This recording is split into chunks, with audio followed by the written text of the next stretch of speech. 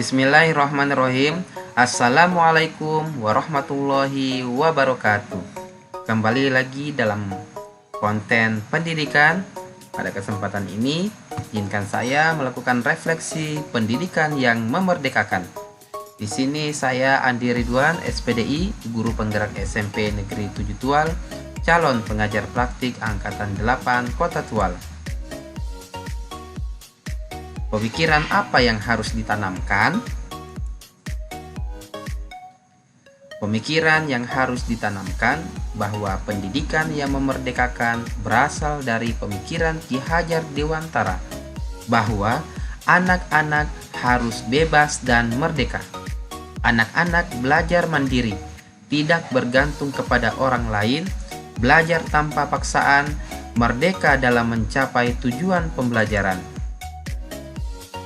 Memahami bahwa tujuan dari pendidikan yang memerdekakan yaitu memanusiakan manusia, menjadikan manusia seutuhnya yang dapat beradaptasi dengan segala perubahan dengan menerapkan prinsip-prinsip ketuhanan, kemanusiaan, kesetaraan, dan keadilan sosial dalam kehidupan sehari-hari. 2. Praktik-praktik pembelajaran apa yang menurut Anda bisa diterapkan? Praktik baiknya yang pertama, sekolah sebagai tempat memfasilitasi murid terhubung ke dunia nyata. Yang kedua, sekolah tidak diperlukan peraturan, tetapi kesepakatan semua pihak dengan prinsip kesetaraan. 3. Menciptakan pembelajaran yang menyenangkan dengan pembelajaran berbasis proyek dan riset. Selanjutnya, membangun empati dan masalah nyata yang terjadi di luar sekolah. Poin berikutnya, belajar tidak hanya dari guru atau pendidik di sekolah. Poin selanjutnya, melatih kemandirian siswa dengan menyelenggarakan lomba-lomba di sekolah dan bakti sosial yang diselenggarakan oleh murid. Selanjutnya, refleksi pembelajaran secara bersama-sama.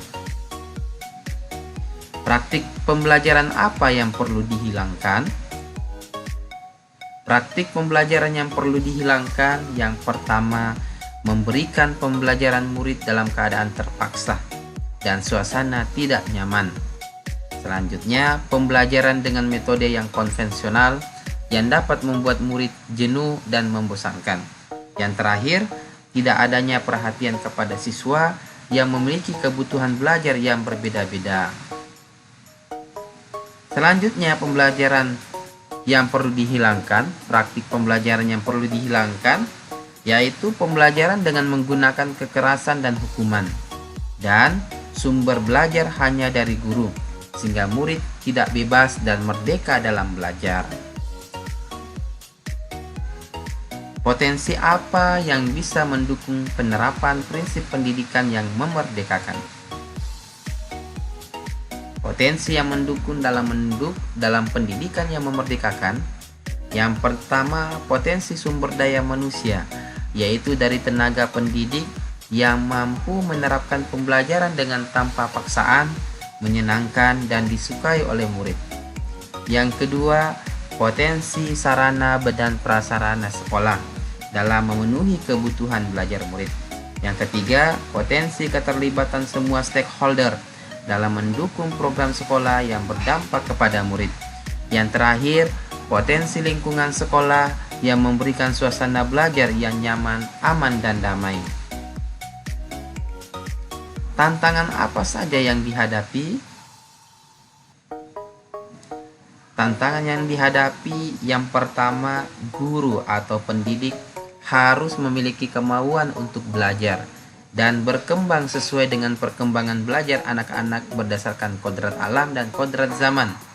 Yang kedua, orang tua memberikan dukungan dalam menuntun anak-anaknya memiliki karakter mandiri, bernalar kritis, dan bertanggung jawab.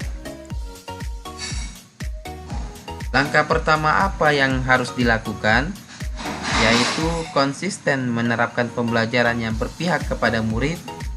Yang kedua, menuntun murid untuk dapat mengeksplorasi bakat dan minat sesuai dengan kebutuhan belajarnya. Yang ketiga, memfasilitasi murid untuk dapat mengembangkan bakat dan minat sebagai bekal dalam mewujudkan cita-cita dan harapan hidupnya.